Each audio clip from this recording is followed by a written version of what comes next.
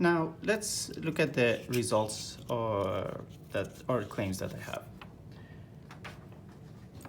My first theorem that is in line with the previous results by Teneketsis and Valeria is that in order to find the optimum encoding for samples after time n, all you need to know is the belief of the decoder up to time at time n and the first symbol that you need to encode at time n.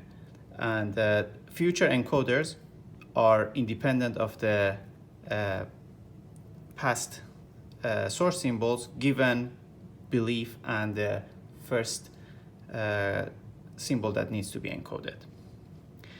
A direct, by applying this theorem, a very similar result is the future encoders are independent of the first n symbols given the belief of the decoder and the encoder or the mapping at time n. I don't really need the symbol, I just need the mapping. Now,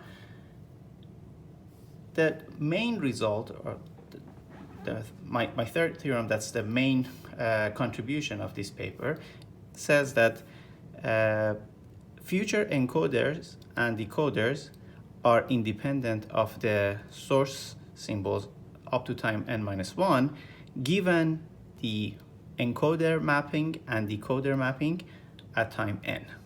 So just to give a comparison of this result with whatever was presented before, I made this, I wrote the two statements side by side to see the difference. So theorem 2, the statement says that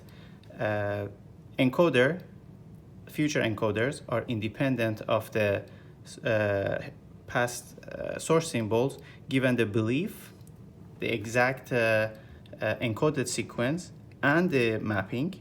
And my claim is you don't need the exact sequence, you just need to know the mapping that this sequence would have